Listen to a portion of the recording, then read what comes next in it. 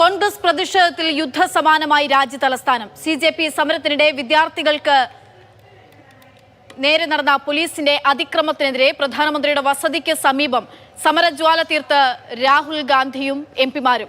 Police ബലപ്രയോഗത്തിൽ Rahul ഗാന്ധിക്കടക്കം പരിക്കേറ്റു. മുഖ്യമന്ത്രിമാരായ VD സതീശനും GK ശിവകുമാറും സമരത്തിലെത്തി. മന്ത്രി PC വിഷ്ണുനാഥ്, കൊടിക്കുന്നിൽ സുരേഷ് MP തുടങ്ങിയ പല നേതാക്കളും അറസ്റ്റിലായി. വിഷ്ണുപ്രസാദ് വിവരങ്ങളുമായി ചേരുകയാണ്. വിഷ്ണു, വലിയ സംഭവ വികാസങ്ങളാണ് ഇന്ന് രാജ്യം സാക്ഷ്യം വഹിച്ചത്. പ്രതിഷേധത്തിന്റെ ഒരു തീജ്വാല തന്നെ കാണുകയുമുണ്ടായി. നേതാക്കൾ പലരും അറസ്റ്റിലാണ് ഇപ്പോഴുമുള്ളത്. ചിലരെ വിട്ടയച്ചിട്ടുണ്ട്. എന്തൊക്കെയാണ് ഇപ്പോൾ നൽകാനാവുന്ന വിവരങ്ങൾ?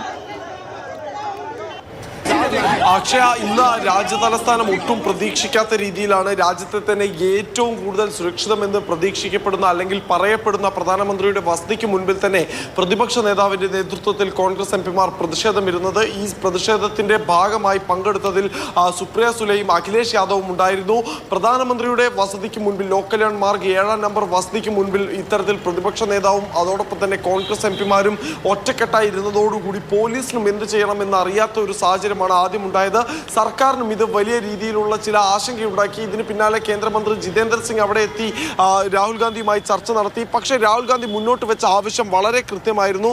പാർലമെന്റിൽ ഇപ്പോൾ നടന്ന പരീക്ഷാ ചോദ്യപേപ്പർ ചോർച്ച മുതൽ വിദ്യാർത്ഥികളെ ഇന്നലെ തല്ലിച്ചതച്ച പോലീസ് നടപടി വരെ ചർച്ച ചെയ്യണമെന്ന ആവശ്യമാണ് രാഹുൽ ഗാന്ധി മുന്നോട്ട് വെച്ചിട്ടുണ്ടായിരുന്നത്. കൈക്കാലുകൾ പ്ലാസ്റ്റിക് കയർ ഉപയോഗിച്ച് പ്രതീകാത്മകമായി ബന്ധിച്ചുകൊണ്ടായിരുന്നു രാഹുൽ ഗാന്ധിയുടെ നേതൃത്വത്തിൽ പ്രതിപക്ഷ MP-മാർ, കോൺഗ്രസ് MP-മാർ പ്രധാനമന്ത്രിയുടെ വസതിക്ക് മുൻപിൽ ഇരുന്നിട്ടുണ്ടായിരുന്നത്. എന്തായാലും പിന്നീട് ആ ചർച്ച പരാജയപ്പെടുന്ന ഒരു സാഹചര്യമാണ് ഉണ്ടായത്. ഇതിൽ രാഹുൽ ഗാന്ധിയെ പഴിചാരുകയാണ് കേന്ദ്ര സർക്കാർ ചെയ്തത്. വലിയ സുരക്ഷാ വീഴ്ച വരുത്തി.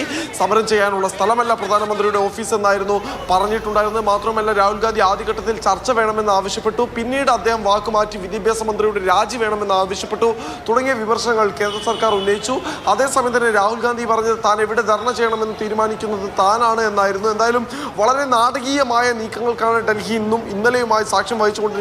ഇന്നലെ നമ്മൾ കണ്ടതായിരുന്നു പാർലമെന്റിന്റെ 50 മീറ്റർ ചുറ്റളവിലേക്ക് വലിയ രീതിയിൽ സമരം രാജ്യത്തെ ചരിത്രത്തിൽ സമാനതകളില്ലാത്ത രീതിയിൽ എത്തുന്നത്. ഇന്ന് മറ്റൊരു ചരിത്ര സംഭവത്തിന് കൂടി പ്രധാനമന്ത്രിയുടെ വസതി ഇന്ന് വേദിയാകുന്നു. തുടർന്ന് എന്തായാലും പോലീസ് ശക്തമായ നടപടികളിലേക്കാണ് കടന്നിട്ടുണ്ടായിരുന്നത്. രാജ്യത്തെ പ്രതിപക്ഷ നേതാവ് പോലീസ് കസ്റ്റഡിയിലേക്ക് വലിച്ചിഴക്കപ്പെട്ട് കൊണ്ടുപോകുന്ന കാഴ്ച കൂടി ഇന്ന് രാജ്യം കണ്ടു. റോട്ടിലൂടെ പോലീസ് ബലം പ്രയോഗിച്ച് രാഹുൽ ഗാന്ധിയെയും പ്രിയങ്ക ഗാന്ധിയെയും കോൺഗ്രസിന്റെ മറ്റ് നേതാക്കളെയും KC വേണുഗോപാലിനെയും അടക്കം വലിച്ചു കയറ്റുന്ന കാഴ്ച നമ്മൾ കണ്ടു. ജനപ്രതിനിധികളായ ഡീൻ കുര്യാക്കോസിനും അതോടൊപ്പം തന്നെ മന്ത്രിയായ PC വിഷ്ണുനാഥ്, ഷാഫി പറമ്പിൽ തുടങ്ങിയ നേതാക്കളെയും പോലീസ് ശക്തമായി ബലം പ്രയോഗിച്ചാണ് വാഹനത്തിൽ കയറ്റി കൊണ്ടുപോയത്. അതിനിടെ രാഹുൽ ഗാന്ധിയുടെ മുഖത്ത് പോലീസ് നടപടിക്കിടെ പരിക്കേറ്റു എന്ന് തുടങ്ങുന്ന ചില ആരോപണങ്ങൾ കൂടി നിലനിൽക്കുന്നുണ്ട്.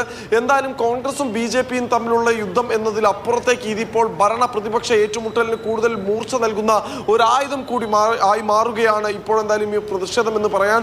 വരാനിരിക്കുന്ന ദിവസങ്ങളിലെ പാർലമെന്റിന്റെ വർഷകാല സമ്മേളനത്തിലെ അവശേഷിക്കുന്ന സെഷനുകളിൽ തീർച്ചയായും ഇനി ഇത് സഭ പ്രക്ഷുബ്ധമാക്കാനുള്ള കാരണമായിരിക്കും.